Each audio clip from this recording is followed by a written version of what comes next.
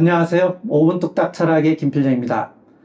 시간과 공간은 무엇인가? 라는 문제는 전통적으로 철학에서, 특히 형이상학에서 다뤄져 왔던 아주 중요한 문제이기도 한데요. 그리고 21세기 들어서는 현대 물리학에서도 아주 핫한 주제이기도 합니다. 이 문제에 대해서 오랫동안 연구하신 분이 계십니다. 국립부경대 권호혁 교수님을 모셨습니다. 안녕하세요, 교수님. 네, 안녕하세요. 예, 본인 소개 좀 간단히 부탁드리겠습니다. 네, 저는 부경대학교 경제학과에서 지역경제학, 도시경제학을 강의하고 있습니다. 예, 제가 철학을 공부하게 된 계기가 이제 시간과 공간 문제인데요. 저는 이제 상대성 이론을 공부하다가 상대성 이론에 따르면 뭐 시간이 느려진다고 하잖아요. 근데 도대체 시간이 느려진다는 게 무슨 말이지? 그게 궁금해서 공부를 하다가 보니까 이제 철학을 공부하게 됐는데요. 교수님도 어떤 계기가 있었을 것 아니에요? 예, 제가 연구하고 강의하고 있는 분야가 지역경제학인데, 네. 그 지역경제학은 이 공간경제학이다. 그러니까 공간은 제가 연구하고 있는 기본 주제이기도 한 겁니다. 그렇습니다. 예, 그래서 항상 그 공간에 대해서 관심을 갖고 있는데요.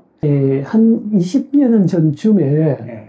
인문사회 분야에서 공간에 대한 일대 토론이 있었습니다. 이제 우리 지역학자, 지리학자, 인류학자, 또 철학자 이런 분들이 같이 논쟁을 벌였는데 그 논쟁의 결과가 다소 미흡했다. 저는 뭐 그렇게 느꼈습니다. 그 원인이 어딜까 이렇게 보니까 과학적, 물리학적, 과학 철학의 토대를 별로 갖지 않고 이 논의를 전개하다 보니까 근본적인 좀 결함이 있다, 한계가 있다 이런 생각을 갖게 되었거든요. 그러면서 본격적으로 공간에 대한 물리학적, 과학 철학적인 탐구를 진행해 왔습니다. 저희가 오늘부터 시리즈로 이야기를 할 텐데요. 먼저 공간에 대한 이야기를 하고, 그 다음에 이제 시간에 대한 이야기, 그리고 마지막으로 상대성 이론에 대한 이야기를 할 텐데요. 먼저 공간에 대한 이야기를 시작하자면, 공간 개념에 대한 철학사적으로 내지는 과학사적으로 개념의 변천 과정이 있을 것 아닙니까? 그 부분에 대해서 고대와 중세에는 공간에 대한 어떤 입장이 있었는지 한번 설명을 좀 부탁드리겠습니다. 인류가 고래로 이 공간 속에서, 시간 속에서 살았는데 말이죠. 그런데 이 공간에 대해서는 뭔가 뚜렷한 개념을 가지고 있지를 않았습니다. 그래서 일반적으로 이제 어떻게 생각했냐 하면 공간이라는 것은 어떤 그 물체들 사이에 비어있는 영역, 이거를 이제 공간이다. 그냥 그렇게 간주를 한 거죠. 뭐 그냥 상식적인 생각이 네, 상식적으로 아파트가 하나 있고 그 옆에 또 뭐 다른 아파트가 있으면 그 사이에 공간이 있다, 뭐 이런 식으로 생각을 해 왔었는데 이것을 갖다가 과학적으로 이론화시킨 사람이 그리스 철학자 중에서 나왔습니다. 이 그리스 철학에 자연 철학이 있거든요. 그 대표적인 인물이 데모크리투스입니다. 데모크리투스는 원자론으로 유명한 사람이잖아요. 예, 이 만물은 원자로 구성되어 있다. 세상에는 이 공간이 있고 또 물질이 있다. 그래서 물질들은 공간 속에 위치를 하고 있고 운동하고 있다. 공간을 물리적 실체로 생각을 해낸 겁니다. 아주 획기적인 아이디어인데요. 네. 그렇지만 이 아이디어가 계속 전승된 것은 아니고요. 이후에 아리스토텔레스가 철학을 집대성했잖아요. 그렇죠. 예, 이분은 이제 자연 철학에 대해서도 나름의 일가견이 있어서 정리를 하는 과정에서 공간이라는 것은 물체와 물체 사이에 남는 부분이다 라는 쪽으로 다시 회귀해버립니다. 교수님 말씀은 데모크리투스의 입장은 공간을 일종의 실체 개념으로 보았고 아리스토텔레스는 일종의 관계주의라고 볼 수 있는 건가요? 아니면 그냥 유사한 관계주의라고 볼 수 있는 건가요? 그렇죠. 일단 공간을 부정했죠. 공간이 물리적 실체성을 부정을 한 거고 물질들이 서로 떨어져 있으면 그 떨어져 있는 부분이 공간이다. 관계주의적인 관점하고 거의 뭐 유사하다 볼 수 있습니다. 그렇습니까? 예. 근대에 들어서 이제 공간에 대한 철학적 논의가 이제 본격화됐잖아요. 예. 라이프니츠와 뉴턴의 제자인 클라크와의 논쟁인데, 뭐 사실 이제 클라크의 입장이 뉴턴의 입장이라고 보고, 뉴턴과 라이프니츠 사이에 공간에 대한 논쟁이 있었지 않습니까? 맞습니다. 네, 어떤 논쟁이 있었는지 한번 설명을 좀 부탁드리겠습니다. 17세기에 들어서 영국의 뉴턴이 획기적인 우주공간론을 발전시켜요. 그렇죠. 네, 이렇게 된 것은 그 이전에 이탈리아 르네상스 시대에 자연철학자들이 나왔는데요. 이 자연철학자들이 데모크리투스의 공간론, 공간실체론을 부활시킨 겁니다. 자연철학자들이 데모크리투스의 공간실체론을 부활시켰다. 네네. 그렇습니까? 부활시켰을 뿐만 아니라 이분들은 공간이 가지고 있는 성질을 규명을 해냈어요. 예컨대 무한성이라든가 고정성이라든가 좌표성이라든가 이 공간이 물리적 실체로서 이러한 특징을 가지고 있고 물질이라는 것은 그 공간 속에서 떠다니고 있는 건데 이 공간에 규정되어 있다. 이런 좀 더 구체적인 아이디어를 만들어낸 겁니다. 실제로 어떤 대상으로 보고 이제 연구를 본격적으로 하기 시작했다. 그렇죠. 라고 봐도 되겠네요. 맞습니다. 네. 뉴턴은 당시에 그 대학을 다니면서 공부를 열심히 했고 특히 이탈리아에서 나온 서적들이 라틴어로 되어 있었는데 그걸 다 공부를 했거든요. 거기서 이어졌군요. 그러니까 이탈리아 자연철학자들의 유산을 받은 거네요. 그러니까 그렇습니다. 네. 그래서 뉴턴은 이 우주라는 것은 물질들, 사물들하고 그 배경이 되어 있는 공간 그리고 우주를 관통하는 시간 이 세 가지로 구성되어 있다. 이렇게 정리를 한 겁니다. 존재하는 것은 물질, 시간, 공간 이 세 개가 존재하는 거네요. 그러니까. 그렇죠. 이 공간이라는 것이 물질에 선재해서 먼저 존재해야 됩니다. 그래야 물질이 그 안에 자리를 잡을 수가 있는 거고. 그렇죠. 이 공간이 없으면 물질이 자리를 잡을 수 없기 때문에 물질도 존재할 수 없다. 이런 관점이에요. 그렇죠. 제가 얼핏 기억나는 거는 그러면 신이 우주를 창조하기 전에 시간과 공간이 있었냐라고 물었을 때 뉴턴의 시간과 공간은 신이 우주를 창조하기 이전에도 있었다 라고 대답을 했다는 걸로 알고 있고, 그럼 그게 뭐냐라고 물어보니까 그거는 신의 기관이지 신의 장기라는 거죠. 시간과 공간을. 그런 입장인 거죠. 물질이 있기 전에 이미 시간과 공간은 거기에 있는 거죠. 그런 관점이라고 할 수 있고요. 뉴턴에 있어서 이 공간은 절대 공간이라고 부르는데요.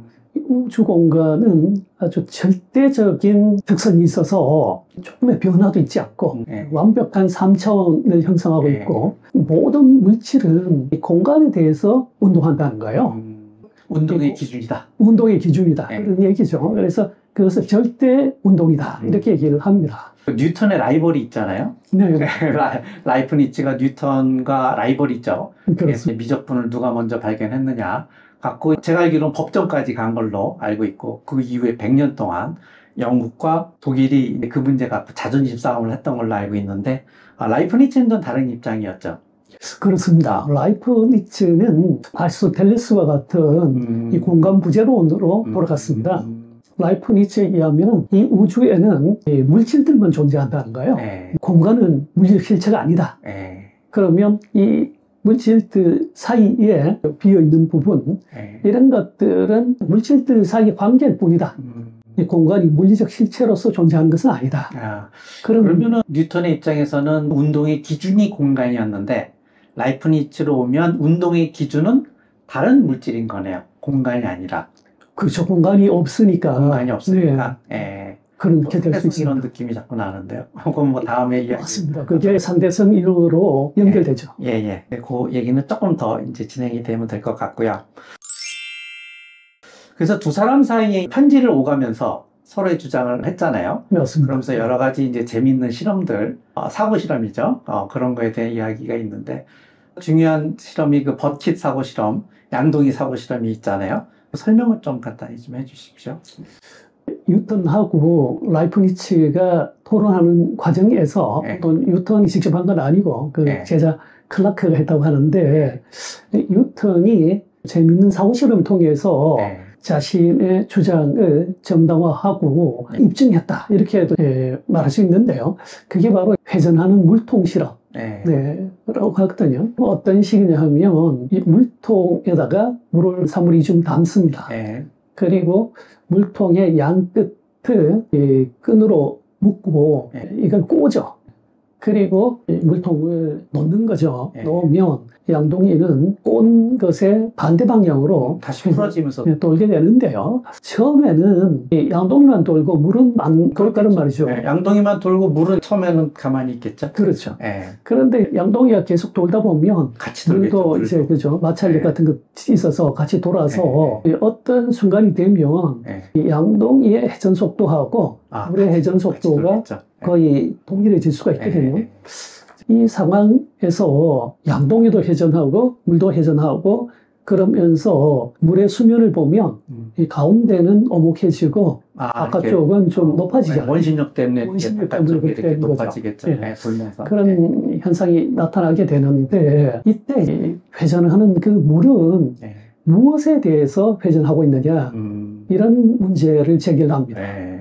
양동이에 대해서 상대적으로 운동한다고 말할 수 없는 것이 둘이 같이 돌고 있는 같은 속도로 같이 돌고 있으니까 외부에 다른 것이 있어서 그것에 대해서 회전하고 있다 이렇게 얘기하는 수밖에 없는데 그럼 과연 이게 회전하고 있는 거냐 이런 문제도 또 제기할 수 있잖아요. 근데 회전하고 있다고 봐야 되는 것이 이게 지금 원심력으로 인해서 물이 바깥쪽으로 쏠려 있지 않습니까? 이거는 정제 있을 때하고 다른 현상이란 말이에요. 그러니까 물의 수면이 이 가장자리 쪽으로 많이 올라가고 가운데가 낮게 오목해지는 것을 볼 때 물통과 물이 회전하고 있다라고 보지 않을 수 없는데 그렇다면 물은 무엇에 대해서 회전하고 원심력을 받게 되느냐라는 문제가 있어서 이걸로부터 뉴턴은 우주에 절대 공간이라는 게 있다. 이 공간을 기준으로 해서 물통과 그 안에 있는 물이 회전하는 것이다. 이렇게 입증을 하고 나왔습니다.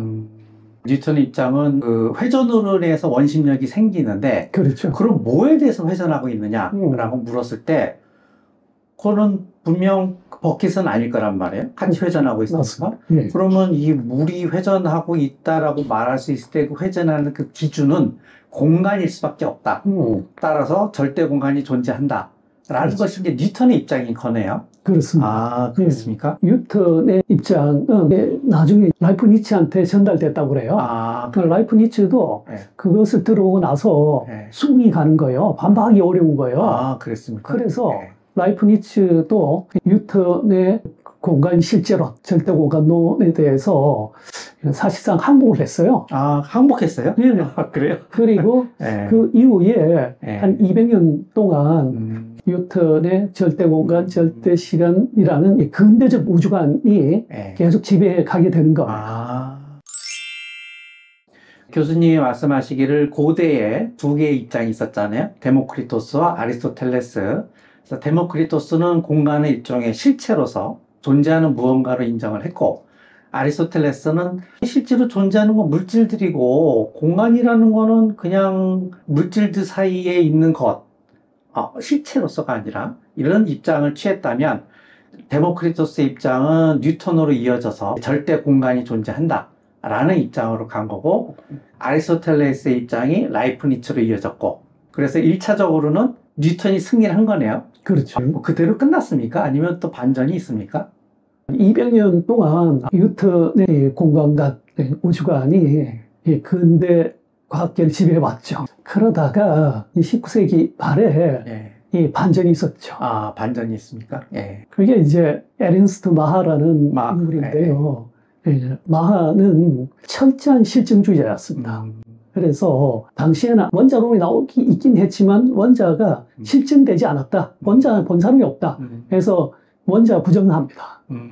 그와 마찬가지로 시간 공간도 우리가 실제로 이걸 증명할 길이 없으니 이것도 폐기해야 된다.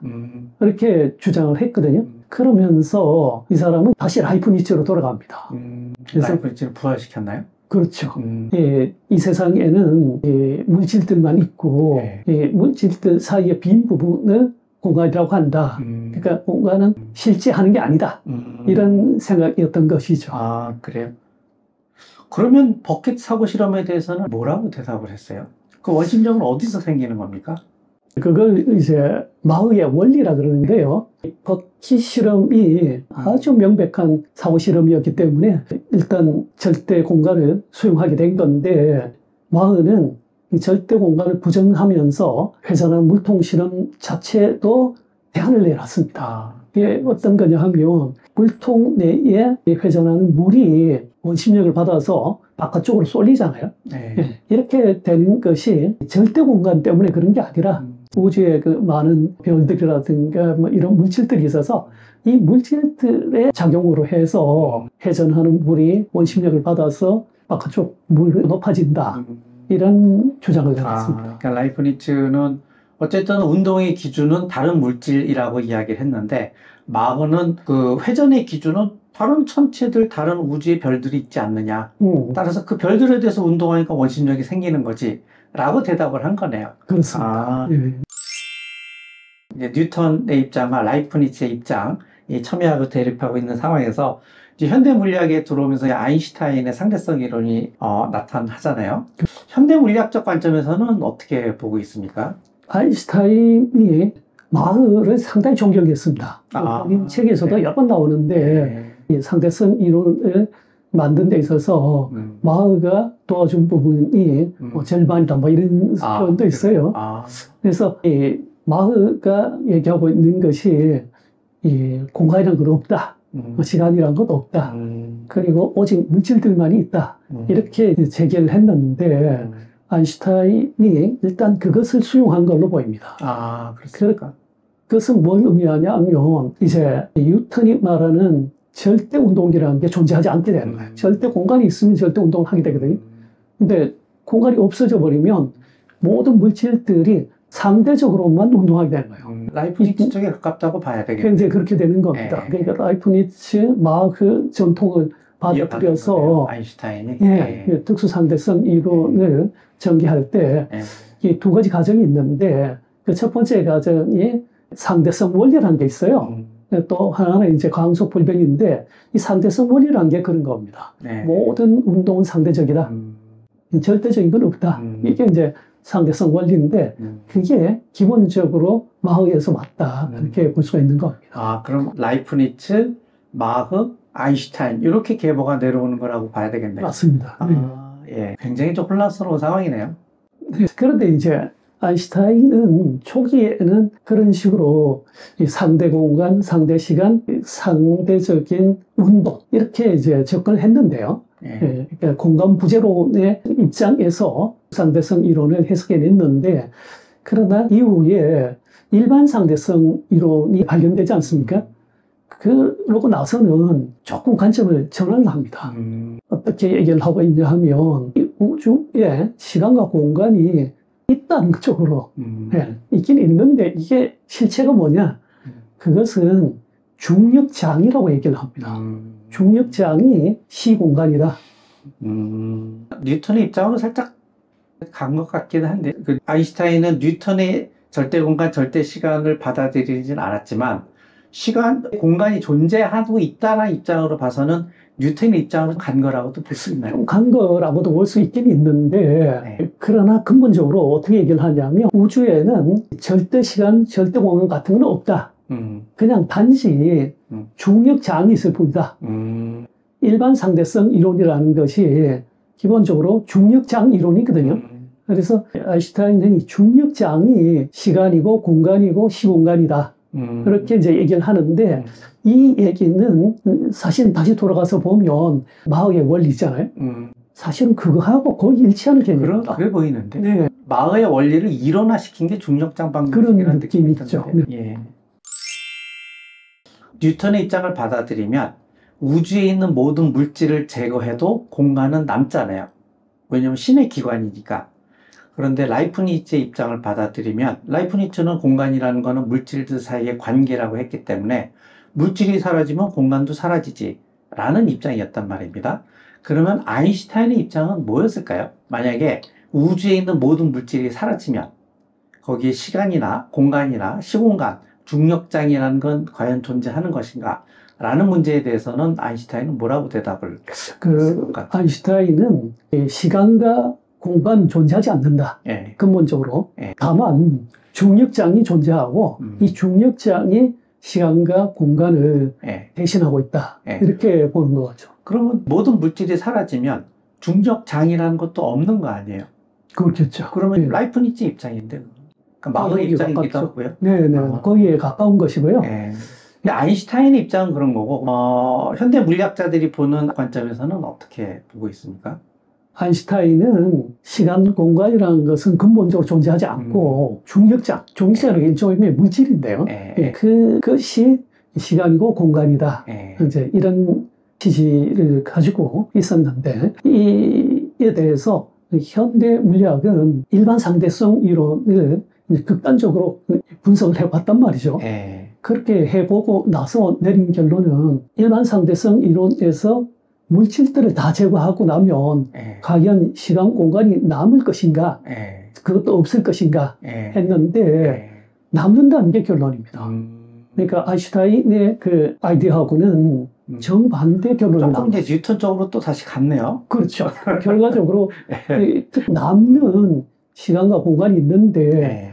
그 공간이 가지는 성질이 예. 뉴턴이 얘기하는 절대 공간의 성질하고 아주 유사다. 이렇게 지금 돼 있기 때문에 이런 거네요. 그러니까 말하자면 절충안인데 뉴턴이 말하는 절대 공간이라는 건 있단 말이에요. 예. 중력장이든 뭐든. 그런데 거기에 물질들이 생기면서 그 안에 어떤 관계에 의해서 중력장 방정식이 생긴 거겠죠. 그러니까 거기 물질을 제거하면 뉴턴이 말하는 절대 공간, 절대 시간이 존재하는 거 아니냐라는 식으로 가는 거라고 봐도 되겠죠. 저도 뭐 그거 비슷하게 생각하고 있습니다. 네. 그러니까 절대 공간, 절대 시간도 있고 그 안에 중력장도 있고 예, 중력장에 의해서 말하자면 변형된 시공간이 이제 변형된 그렇죠. 시공간 변형도 있고 시간 느림이라든가 뭐 길이 수축이라든가 예. 휘어진 시공간이라든가 이런 것들이 나타나는데 그것은 절대 공간, 절대 시간과 관련이 없고 그 안에 있는 중력장이라든가 예. 이 천체들에 의해서 이루어진 것이 아닌가 이렇게도 생각할 수 있겠는데요. 예. 현대 물리학에서 또 최전선에 있는 학문이 또 양자역학 내지는 끈이론 이런 것들이 있는데요. 끈이론 관점에서는 공간을 어떻게 보고 있습니까? 네, 끈이론에 대해서 제가 간단히 설명을 드리면 예. 끈이론은 상대성 이론하고 양자역학을 접합하는 혹은 통합하는 이론이다 이렇게 예. 볼 수 있어요. 예. 현대 물리학의 두 기둥이 상대성 이론하고 양자역학이거든요. 예. 근데 이 둘이가 서로 잘 안 맞아요. 예. 그래서 이들을 갖다가 서로 접합시키자 예. 해서 나온 이론이 양자 중력 이론인데 양자 중력 이론에 또 여러 갈래가 있습니다. 예. 그 중에서 중심적인 대표적인 것이 바로 끈 이론이고요. 예. 그 다음에 이제 뭐 루프 양자 중력 이론도 있고 뭐 몇 가지 더 있습니다. 예. 끈 이론이 그 대표 이론이라고 할 때 끈 이론이 가지고 있는 공간 개념은 어떠냐? 예. 좀 놀랍습니다. 그럼 어떻게 되냐면 공간이 10차원이고 예. 시간이 1차원이다. 그래서 그게 합쳐서 11차원이다. 그런데 이 10차원 중에서 3차원은 우리가 살아가고 있는 세계를 나타내고 있는 거예요. 그러니까 우리가 지금 3차원 세계에 살고 있다는 거죠. 예. 그리고 1차원 시간 속에서 이 시간의 진행을 경험하고 있는 거죠. 다시 뉴턴으로 간 건가요, 그러면? 거의 그런 셈입니다. 예. 네, 그래서 나머지 이제 이 공간 7차원이 있는데 예. 이 공간 7차원은 3차원 공간 속에 미세하게 말려 들어가 있다. 이렇게 얘기를 하고 있는데요. 그렇기 때문에 우리가 경험하는 공간은 3차원 공간이고 뉴턴이 말하는 3차원 공간의 성질을 거의 다 가지고 있다 이렇게 볼 수도 있습니다. 그러니까 사실상 그 뉴턴 쪽으로 돌아갔는데 이렇게 된 것은 뭐냐면 양자역학의 시공간 관점이 뉴턴하고 일치합니다. 거기에 비해서 이 상대성 이론은 상대적 시공간 그리고 4차원 시공간 연속체 이렇게 돼 있는데요. 이거하고는 좀 차이가 있는데 끈 이론은 기본적으로 양자역학에 훨씬 가까운 그런 입장을 취하고 있다. 이렇게 볼 수 있습니다. 그럼 우주 천문학에 대해서는 어떤 입장을 가지고 있나요? 공간에 대해서? 그 사이에 우주 천문학이 놀라운 발전을 해왔거든요. 네. 특히 90년대 이후에 우주천문학에서 표준 우주 모형이라는 것을 개발을 합니다. 아, 예. 그러니까 지금까지 이 우주에 대한 모든 연구들을 종합한 결과 예. 이 우주라는 건 이렇게 생겼다 하는 표준 모형을 만든 거죠. 예.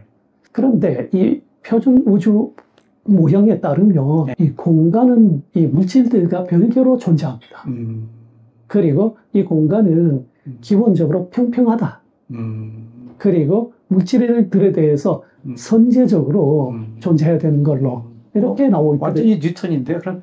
그럼 거의 뉴턴에 가깝죠. 아, 네. 그래서 지금 분위기는 아직까지 상대성 이론이 지배하고 있지만 네. 시공간에 대한 상대성 이론에 따라서 강의도 하고 교육도 하고 있지만 학계의 최전선에서는 뉴턴의 절대공간론이 상당히 지금 소환되고 있다. 네, 그렇게도 볼 수 있습니다. 예.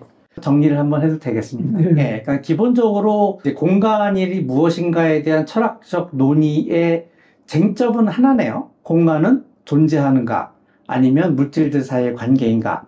공간이 실체로서 존재한다라는 입장의 계보는 데모크리토스로부터 뉴턴으로 이어졌고, 공간은 실체가 아니라 물질들 사이의 관계 아니야? 라는 공간 부재론은 아리스토텔레스로부터 라이프니츠로 이어졌고요. 라이프니츠의 입장을 받은 게 마하고, 마하의 입장을 받은 게 아인슈타인이고, 그래서 아인슈타인은 라이프니츠의 입장을 받았지만 아인슈타인의 후계자들은 중력장 방정식을 해석할 때 일종의 실체론과 관계론의 절충안, 제가 보기에는 공간은 존재하지만 물질들 사이에 의해서 변형된다 라는 입장으로 넘어갔고, 그렇지만 양자역학으로 들어와서는 다시 뉴턴의 입장으로 갔고, 끈이론도 마찬가지고요. 그 다음에 현대 우주 표준 모형 입장을 받아들이면 이제 완전히 뉴턴의 입장을 계승한 걸로 보이네요. 제 정리가 제대로 됐나요? 뭐 표준 우주 모형이 완전히 뉴턴이라고 말할 수는 없는데, 네, 뭐 거의 근접한 것 같아요. 네. 그러니까 지금 이렇게 제가 단순화시켜서 이야기했지만 사실은 여기에 대해서 반론을 제기하실 분들이 많을 거예요. 예, 왜냐면 어떤 하나의 이론이 딱 떨어지는 건 아니잖아요. 근데 전체적으로 보면 두 입장 사이에서 이런 정도의 계보가 좀 있을 수 있지 않느냐. 물론 디테일하게 들어가면 또 세부 이론으로 갈라지기도 하고 또 그렇게 말하지 않을 수 있는 여지도 있겠죠. 네, 그렇게 뭐 정리를 해도 되지 않겠나 싶은데요. 네, 네. 그렇습니다. 네. 앞으로 이 상황이 어떻게 전개될 것 같아요? 그리고 현재까지의 지금 상황이 어떤 상황이라고 보시는지 마지막으로 한번 말씀을 해주시죠. 현재 물리학이나 과학 철학에서 공간 개념은 상당히 지금 혼란 속에 혹은 미궁 속에 들어와 있다 이렇게 볼 수 있습니다. 이것은 과거의 상대성 이론에서 상대 공간, 4차원 시공간 연속체 이 개념이 지금 현재 상당히 흔들리고 있는 것이라고도 볼 수 있죠. 그렇지만 교과서에서는 여전히 상대성 이론의 상대적 시공간 모형이 교육되고 있습니다. 뭐 지금 아인슈타인 패러다임 속에 살고 있습니다. 그렇죠. 그 패러다임이 지금 계속되고 있긴 하지만 물리학의 최전선, 과학 철학의 최전선에서는 이 공간 개념의 미궁, 혼란이 상당히 심각한 정도로 진행이 되고 있어서 이 패러다임의 위기라고 할 수도 있고요. 새로운 그 패러다임으로의 전환 과정이라고도 볼 수 있을 것 같습니다. 오늘 그 전체적인 그 공간 개념에 대한 과학사, 철학사적인 관점으로 정리를 해주셨고, 또 마지막에 또 지금의 현대 물리학에서의 공간에 대한 혼란스러운 상황, 패러다임이 전환되고 있는 시기가 아닌가. 저도 뭐 그럴 수 있다라고 생각을 좀 합니다. 오늘 공간에 대해서 좋은 말씀 해주셨는데요. 다음 시간에는 저희가 또 시간에 대해서 이야기를 하는 시간을 갖도록 하겠습니다. 오늘 장시간 인터뷰 응해 주셔서 감사합니다. 네, 감사합니다.